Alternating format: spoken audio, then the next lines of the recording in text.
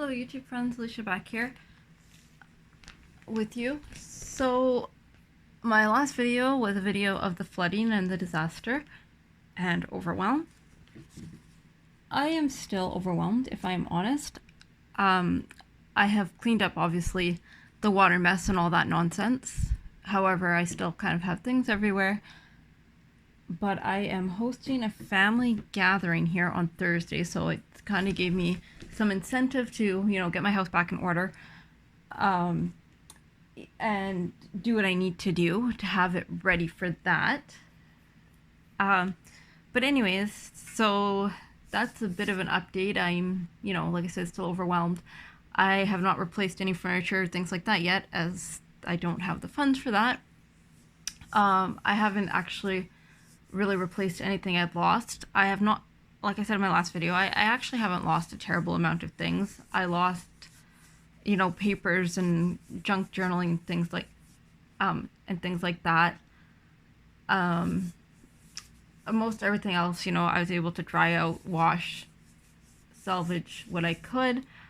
I lost, like I told you in the previous video, some reading books and things like that. I will be replacing my one art book that I had lost when funds allow. And the reason I'm saying that is I had started work. It did not work out. It was a terrible disaster. And so I am not working again, and I should be starting school in August. So I have a lot of things going on in my life right now that just make things a little bit crazy for me. So, like I said, I haven't really replaced anything at this point. But I am getting my house back in order and, being grateful that I didn't lose more than I did. So I was just going to, as you see, I have a huge stack of papers in front of you. I was just going to talk about this a little bit. So, yes, I lost 4 reams of paper due to the fact they were soaked. However, 4 reams of soaked paper leads to me being able to use to dye paper. So what I had done initially was when I had first started cleaning up, I threw everything outside and in the garage and things like that that was wet just to get it out of my house. Now with the reams of paper, what had happened was about half of it was wet. The whole ream was wet, but like the bottom half was wet. That was, on the ground, because I had everything stored horizontally, not vertically. So I opened up the ream and I've had it sitting outside under the carport, and it's still wet and it's still not, I can't use it for printing because that's what it was printer paper or anything like that. But for the longest time, I had all these sprays that I've made from when sprays, were a big thing in the junk journal world. Like, not that they're not anymore, but making your own sprays, from alcohol markers and paints and whatever. And I still make my own sprays and I still use my own sprays and all that kind of thing. However, I had just had tons because I'm one of those people that every time there's a new way to do it or I have a new idea, I try it a new way. So I had sprays from when I first started junk journaling about 10 years ago. Well, over 10 years ago, I guess. And I just had so many homemade sprays of and all the same colors. And, they were so hard to store because I had so many, I had, 5 things of blue or whatever. And then I have my bought sprays, which I use, but I don't use obviously to dye papers because that would be a very expensive use of them at, $7, $8 a bottle.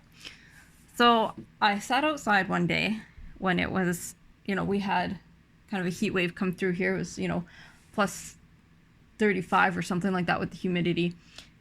And I took those wet papers and I dyed them with, unfortunately, some of them ripped, with my sprays. So I'm going to call this video making lemonade with lemons. So this was all paper, like I said, that had been wet and that I could no longer use for printing. And the other thing was a lot of my papers that I had dyed were actually wrecked. They did get soaked and I wasn't able to salvage them. They were just a sopping wet mess. So I replenished. This one's kind of cool. This is one of the really old sprays. I don't like the way it feels. It feels gritty, but it had something in it. I don't know what it was that caused that texture. So looks cool, does not feel cool. I don't like the way that feels at all. But for mixed media and, you know, a background or something, not necessarily to write on, I don't know if I could write on it, it will be great. So it's, yeah, like I said, I replenished that, and then at the same time I emptied a bunch of spray bottles that I've had just forever. And I will make more sprays. It's not that, you know, it's not that I don't want sprays. But there's also, you know, a couple other things I want to try now with my sprays, and so yeah, I have, and I mean, I'm not perfect, you know, I mixed colors. This one got, sadly, this was the one that I really did like, and it got wet twice. So I went to try it and I put it under something, and it kind of wrecked my corners on that one. So my orange did look really nice, and now it's kind of, yeah.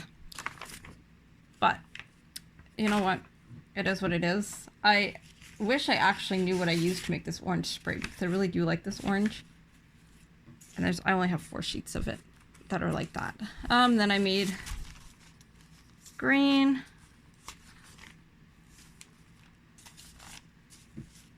Oh, this is an orange one too. And like I said, they are mixed. What I do is I took a shower curtain from Dollar Tree, and I just laid it out, and I just sprayed on there, so the colors are mixed. But you know, this was paper that was going in the garbage, and I felt like I had, you know, at this point nothing to lose. So then this is, you know, coffee dyed, and there's, you know, mixed pink and whatever in there. So I just made this obviously with leftover coffee that I had. And now I've replenished my stack of colored papers. I still need to do more orange and that, but I figure it's kind of a yummy stack. It's kind of pretty. And that it was a really good way to salvage some of those papers, even though, like I said, I can no longer print on them. I mean, I can iron these out and easily print on them. I couldn't print on them as white paper.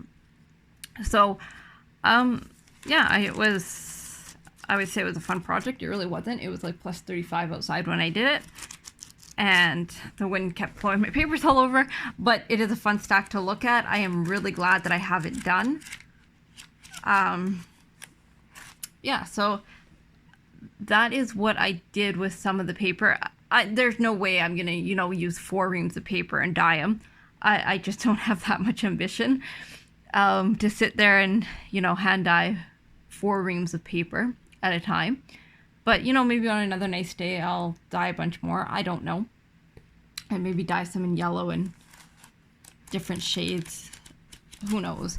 But that is an update. Like I said, I'll call this video making lemonade from lemons, because now, you know, I have some really pretty dyed paper that would have been non-salvageable otherwise.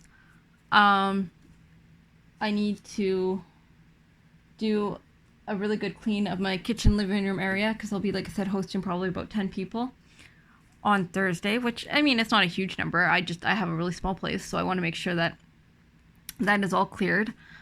The floors are washed and whatever, and then I want to get back into my craft room and do some crafting and get that all organized, because some of this family that is coming out has never seen my place before, so I'd like it, you know, to have it presentable and not look like I survived a flood. But yeah, so I will talk to you all later. I just wanted to update you guys on where I was at, and see you soon.